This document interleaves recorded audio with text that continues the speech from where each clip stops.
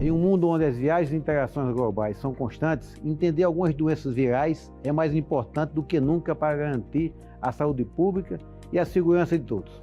Doenças como HIV, hepatite e dengue continuam a desafiar médicos e cientistas ao redor do mundo. Com avanços recentes na medicina, como novas vacinas e tratamentos, há sempre novas informações que precisamos compartilhar com vocês para manter todos informados e protegidos.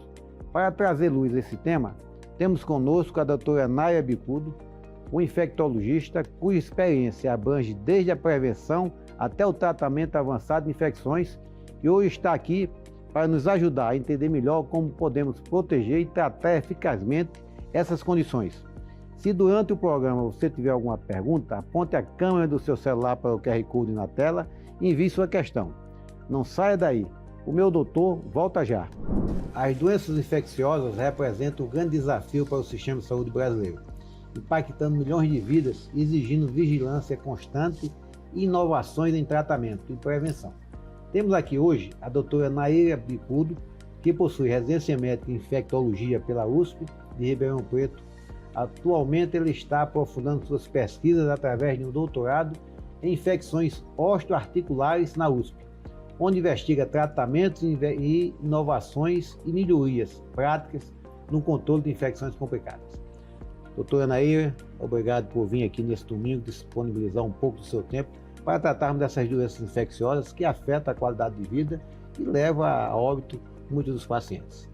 Bom dia, doutor Gutenberg. É uma honra poder estar aqui contigo nesse domingo de manhã, um prazer. Obrigada pelo convite. Poder falar um pouquinho sobre as doenças infecciosas, né, que, querendo ou não, está em todos os lugares. Então é importante a gente falar um pouquinho. É importante em todos os lugares e constantemente, né? Constantemente, só muda o assunto. Foi responsável por uma mortalidade enorme no início do século, veio o advento da vacina e tal, melhorou, mas a gente tem que estar sempre com cuidado, né? Porque realmente, principalmente a população mais pobre. Né? Infelizmente. Naira, para começar, vamos falar sobre novas tecnologias para a prevenção do HIV. Perfeito. É um tema muito em alta recentemente, temos muitas novidades em relação ao HIV. Isso é muito legal. Eu diria que assim, muita coisa mudou ao longo dos anos, né? Então, desde 1981, quando foi descoberto o primeiro paciente com AIDS, foi identificado o primeiro paciente com AIDS, e de lá para cá, muita coisa mudou. A gente teve aquela famosa era AIDS, onde muita gente morria. Hoje não mais. Na verdade, hoje a qualidade de vida de uma pessoa que vive com o vírus HIV, ela é uma qualidade de vida excelente. Na verdade, é a mesma vida de uma pessoa que não tem o vírus. Tem a média de vida, né? Então, a quantidade de remédio é muito pequena. Hoje o paciente toma um comprimido uma única vez ao dia, com pouquíssimos efeitos colaterais, tanto a curto prazo quanto a longo prazo. Então, isso é maravilhoso, eu acho assim. E uma terapia eficaz, com carga viral indetectável. Tudo isso traz, assim, é uma inovação brilhante dos últimos anos. Mas o que se fala muito no momento atual é a prevenção do vírus do HIV. Nós temos muitas novidades em cima desse tema. Então, assim, o que mudou? Hoje a gente fala muito em PEP e PrEP. São duas siglas. O que seria isso? O que é o PEP? PEP é profilaxia pós-exposição ao HIV, enquanto que o PrEP é profilaxia pré-exposição. Como assim? Então, é um indivíduo que não tem HIV, que ele não quer adquirir o HIV e ele pode fazer uso de algumas medicações na tentativa de não adquirir o vírus. Então, todo mundo fala, quando vai surgir a vacina do HIV? E ao longo dos anos, isso realmente é muito complexo, tem muitos estudos nas áreas, mas eu não preciso da vacina. Eu tenho hoje medicamentos que previnem o HIV como se fosse uma vacina. Mas aí se utilizaria na população de risco ou na população geral? Tanto faz. Na verdade, a gente gosta mesmo de individualizar caso a caso, principalmente naqueles pacientes mais suscetíveis, né? Naquela população que tem uma chance maior de adquirir o vírus do HIV. Então tem uma população de risco nisso aí. Mas lembre-se que qualquer um Sim, pode adquirir, Tem, né? pode Qualquer um adquirir, está sob o risco de adquirir. Mas a gente tem, digamos que, a gente enfatiza principalmente naquela população. Mas hoje, no consultório, por exemplo, a população jovem está lá, fazendo Perfeito. uso dessas medicações. Então, isso é muito inovador. Então, por exemplo, o paciente toma um medicamento, um antirretroviral, que ele pode tomar ou todos os dias, de uma forma contínua, ou ele pode fazer uso sob demanda. Então, é como se fosse um anticoncepcional, a gente brinca assim. A pílula do dia seguinte. Tem a opção da pílula do dia seguinte ou tem aquele anticoncepcional diário. Então, a mulher faz uso do anticoncepcional todos os dias ou a pílula do dia seguinte para não engravidar. Então, a pessoa toma um remédio, um comprimido uma única vez ao dia, todos os dias, e não vai adquirir o HIV. Perfeito. Então, eu acho isso assim, é fantástico. Ou, por exemplo, teve uma relação sexual desprotegida, o preservativo rompeu numa relação. Não tem mais aquela preocupação, eu posso fazer uso dentro, que claro, do período correto, a medicação correta no prazo aí, principalmente o ideal seja nas primeiras 2 horas, mas pode ser feito até as próximas 72 Perfeito. horas. Informação importante que a gente tem que divulgar. Exatamente, então não tem por que eu ter uma relação desprotegida e eu ficar no risco de adquirir uma Ficar naquela doença ansiedade, tão naquela complexa, preocupação. então eu O posso fato tomar. é que a AIDS hoje, a infecção por HIV é uma doença crônica. Né? É uma doença crônica, é uma doença completamente controlada, compensada. Mas nós estamos tendo aumento da incidência. Sempre. Na verdade, ainda temos, tá? Cada região do país tem a sua epidemiologia, mas nós temos alguns grupos. Então, por exemplo, a população jovem, tá? Ainda é uma população ainda que tem uma incidência mais elevada que outras idades. É interessante que essas informações são importantes para a gente como ginecologista, urologista e tal, e não está no dia a dia do consultório, né? Mas vamos avançar nisso. E recentemente surgiu o Lenacapavir, foi publicado recentemente, um medicamento injetável, onde ao invés de ter que fazer uso todos os dias do medicamento preventivo, pode ser feito uma injeção subcutâneo a cada 6 meses. Então, imagina, 2 vezes no ano eu faço uma injeção e eu fico sem o risco de adquirir o vírus HIV. E agora vamos falar legal. sobre a dengue, né? Dengue Tá. foi essa situação dramática aqui em Brasília no final de 2023 para o início de 2024, com a mortalidade maior do país e tal. Continua sendo uma preocupação significativa no Brasil, com surtos recorrentes que afetam a saúde pública e sobrecarregam os serviços médicos. Naira, diante do cenário atual, como você avalia a situação da epidemia de dengue no país e quais as medidas específicas que você considera eficazes? Então, esse ano nós tivemos uma baita epidemia, né, aqui no DF.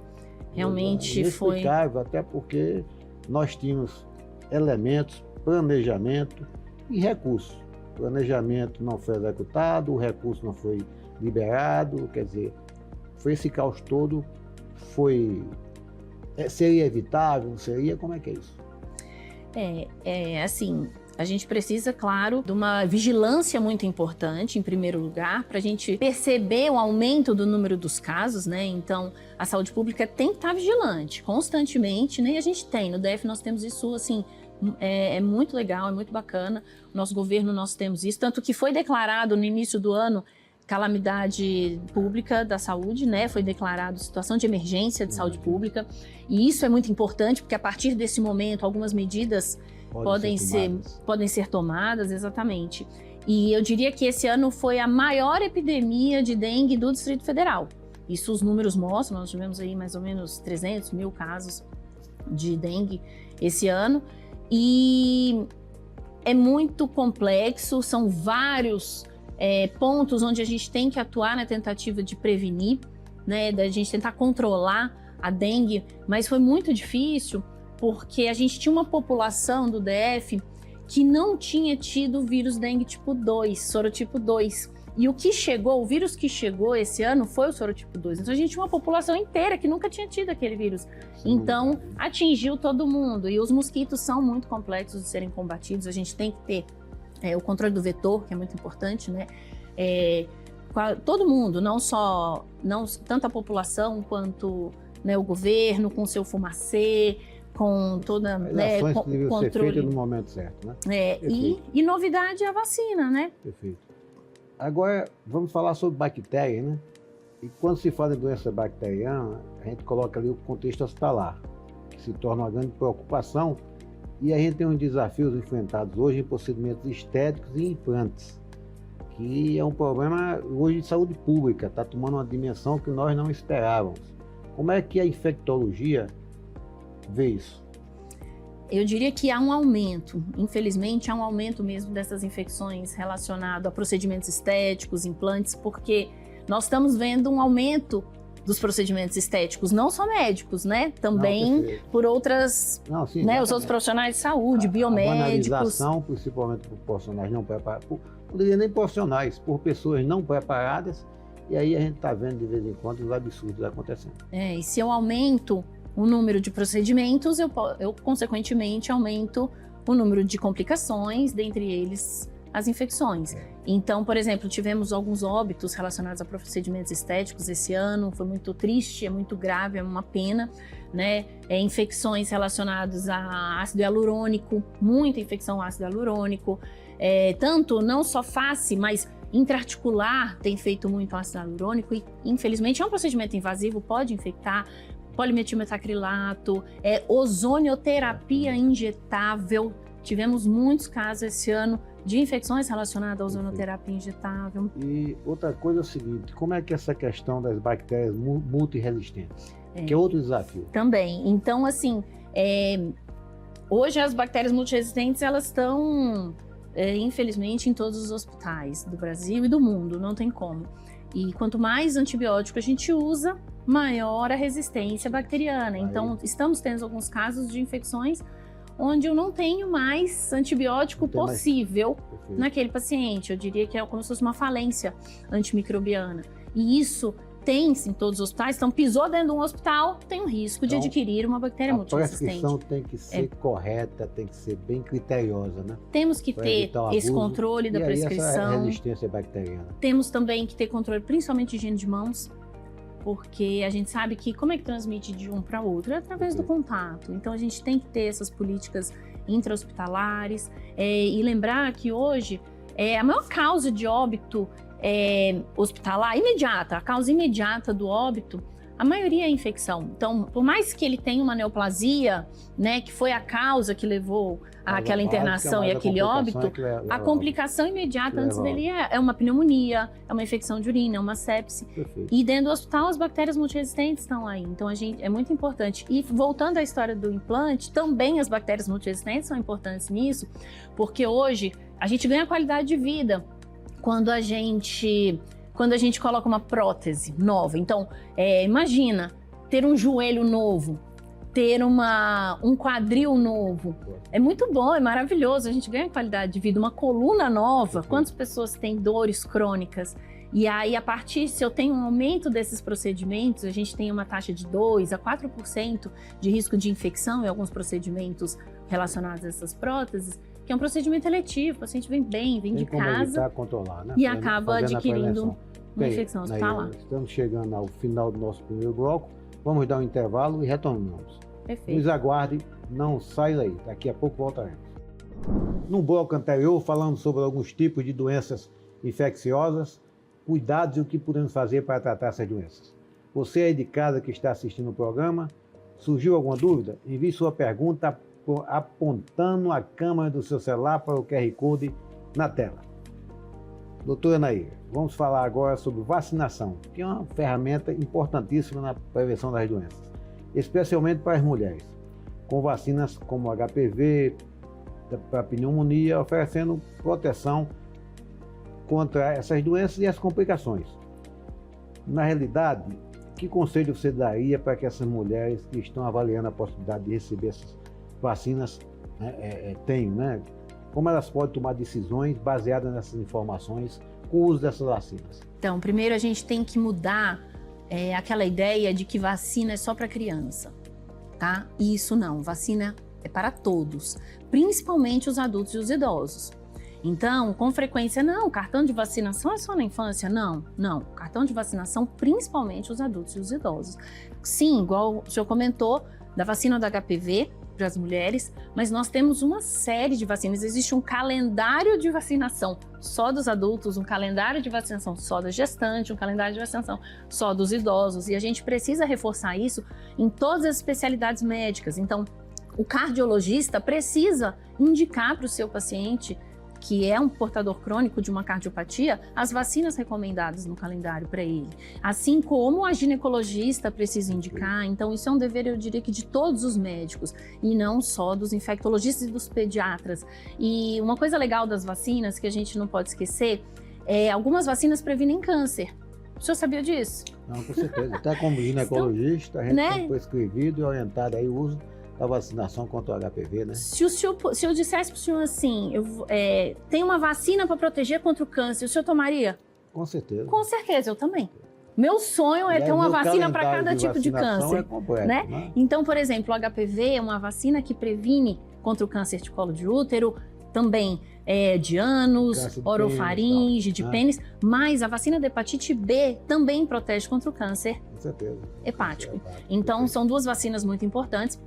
E tanto para a população jovem e adulta, temos inúmeras vacinas, como por exemplo, tríplice viral, que é sarampo, rubéola e cachumba. Temos a do tétano, que é extremamente importante, com reforço a cada 10 anos, também com a coqueluche. Temos gripe, covid, temos inúmeras vacinas, tanto a da varicela. Agora, do idoso, esse ano eu diria que, assim, esse ano não, os últimos 2 anos no Brasil, nós estamos com inúmeras vacinas novas, modernas, maravilhosas. Então, eu acho que esse ano foi um ganho para a nossa vacinação. O que é importante frisar também, que o advento da vacinação foi fundamental para a diminuição da mortalidade das doenças infecto-contagiosas, né? E essa informação tem que voltar a circular na população real, porque há um certo descrédito quanto a isso. Nós precisamos recuperar isso. Temos que combater as fake news. Exatamente, porque a vacinação foi um advento fantástico na saúde pública. E a gente não pode perder isso que conquistamos, não é verdade? Exato, é só ler a história. Poliomielite. Como é que sumiu? Desapareceu a poliomielite? A varíola. Desapareceu como? Foi através das vacinações, né? O tanto de gente que morreu disso.